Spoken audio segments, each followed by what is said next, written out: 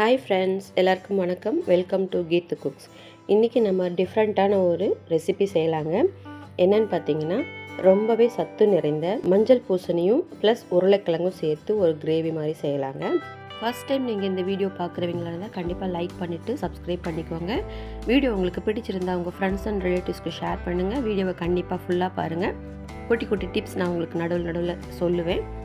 கூடவே இருக்க bell ஐக்கானும் click பண்ணி வச்சுக்கோங்க. நோட்டிஃபிகேஷனில் என்னோடய ஒவ்வொரு வீடியோவும் உங்களை வந்து சேரும். வாங்க இப்போது வீடியோக்குள்ளே போகலாம். பூசணிக்காய் சாப்பிட்றவங்களுக்கு பார்த்திங்கன்னா கண் பார்வை ரொம்ப சிறப்பாக இருக்கும். ரத்தம் வந்து சுத்தமாகுங்க. ரத்த கசிவு கூட உள்ள ஒவ்வொருத்தருக்கு வந்து ரத்த கசிவு இருக்கும், அது கூட நீங்கும். வலிப்பு நோய் வந்து சீராகும். குடலில் வந்து நாடா புழுக்கள் இருந்ததுன்னா அது கூட வெளியேற ரொம்ப உதவும். இந்த லங்ஸ் நோய், இருமல், ஜலதோஷம், நெஞ்சு சளி இதெல்லாமே வந்து சரியாகுங்க. அது போக இந்த சுகர் பேஷண்ட்டுங்களுக்கு ரொம்ப ரொம்ப நல்ல ஒரு உணவு. ரொம்ப பேர்த்துக்கு வந்து தாகம் வந்து தீராது, அதெல்லாம் சரியாகும்.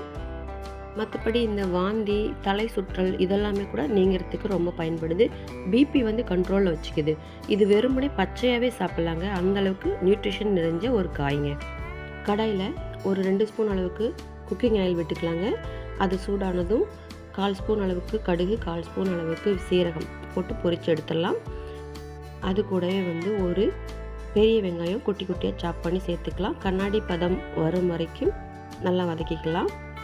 இது வதங்கியதுக்கப்புறம் தக்காளி பேஸ்ட் வந்து ஒரு 4 ஸ்பூன் அளவுக்கு சேர்த்துக்கலாம்.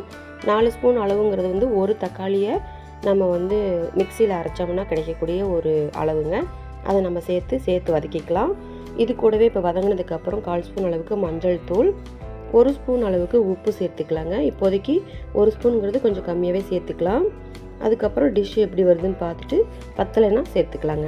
இப்போ இதை சேர்த்ததுக்கப்புறமா வந்து நம்ம இந்த கட் பண்ணி வச்சுருந்த பம்கின் மஞ்சள் பூசணியை சேர்த்துக்கலாம். மஞ்சள் பூசணி வந்து ஒரு 10 ரூபாய்க்கு கீத்தெல்லாம் போட்டு விற்பாங்க, அந்தளவு போதும். இது வந்து ஒரு 100 கிராம் அளவுக்கு வருங்க. இதையும் நம்ம சேர்த்துக்கிட்டு நம்ம வதக்கிக்கலாம். இது பார்த்திங்கன்னா டெய்லியுமே வந்து சாலட் மாதிரி பச்சையாகவே நீங்கள் கட் பண்ணி சாப்பிட்லாம், அவ்வளோ டேஸ்ட்டாக இருக்கும். இது வந்து அரசாணிக்காயின்னு சொல்லுவாங்க. நாட்டுப்புறத்தில் வந்து அரசாணிக்காயின்னு சொல்லுவாங்க. பெண்களுக்கு வந்து கர்ப்பப்பையில் உள்ள எவ்வளவோ பிரச்சனைகளை இது வந்து ரொம்ப சால்வ் பண்ணுது. நிறைய பேர் பயந்துக்கிறாங்க, இது சாப்பிட்டா சுகர் வந்துடும், குண்டாயிடும் அப்படின்லாம். அதெல்லாம் கிடையவே கிடையாதுங்க. ரொம்ப ரொம்ப ரொம்ப ரொம்ப அருமையான அற்புதமான காய்களில் இந்த காயும் ஒரு காய்.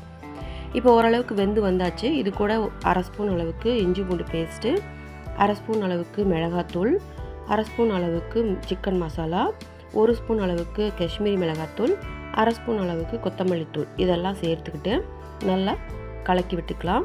கொஞ்சம் கொஞ்சமாக தண்ணி விட்டு காய் வந்து ஸ்மாஷ் ஆகிற அளவுக்கு வேக வைக்கணும். கொஞ்சம் கொஞ்சமாக தண்ணி விட்டு நம்ம சேர்க்கும்போது என்ன ஆகும்னா காயும் நல்லா வெந்துடும், டேஸ்ட்டும் மாறாது, சத்துக்களும் வெளியில் போகாது. ரொம்பவே தண்ணி விட்டு நம்ம பாட்டுக்கு வேக விட்டுட்டோம் அப்படின்னு சொன்னால் ஒரு மாதிரி சலசலன்னு சீக்கிரமாகவும் அது வந்து பஞ்சு மாதிரி ஆகிடும். அது மாதிரி இல்லாமல் லிமிட்டாக டேஸ்ட் மாறாமல் நம்ம கொஞ்சம் கொஞ்சமாக தண்ணி விட்டு நம்ம வேக விட்டு காயை வந்து நம்ம ஸ்மாஷ் பண்ணி நல்லா வெந்த பிறகு ஓரளவுக்கு பச்சை வாசனை எல்லாமே போனதுக்கப்புறம் 3 வேக வச்ச உருளைக்கிழங்கை குட்டி குட்டி பீசஸாக நான் கட் பண்ணி வச்சுருக்கேன், அதையும் நம்ம சேர்த்துக்கலாம். உருளைக்கிழங்குலையும் ஏகப்பட்ட நியூட்ரிஷன்ஸ், பொட்டாசியம், உடலுக்கு தேவையான நிறைய ப்ரோட்டீன்ஸ், விட்டமின்ஸ்லாம் நிறைய இருக்குது. இதையும் நம்ம வந்து அளவோடு எடுத்துக்கிட்டோம்னா அவ்வளோ சத்துக்கள் நமக்கு இயற்கையாகவே கிடைக்கும்.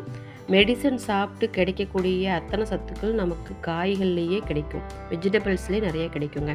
அதிகமாக காய்கறி எடுத்துக்கும் போது நமக்கு நோய்ங்கிறது வந்து கிட்டவே வராது. இப்போ பார்த்திங்கன்னா உருளைக்கிழங்கும் சேர்த்ததுக்கப்புறம் நல்லாவே வெந்து வந்தாச்சு. ஆல்ரெடி வேக வச்சு தான் நம்ம சேர்த்துருக்கோம். இப்போ மசாலா மட்டும் காய்க்குள்ளே இறங்கினா போதும்.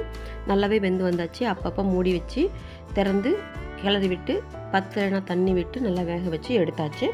கருவேப்பிலை தூவி, கொத்தமல்லி தூவி நம்ம பரிமாறி சாப்பிட்டுக்கலாங்க. அவ்வளோ டேஸ்ட்டாக சூப்பராக இருக்கும்.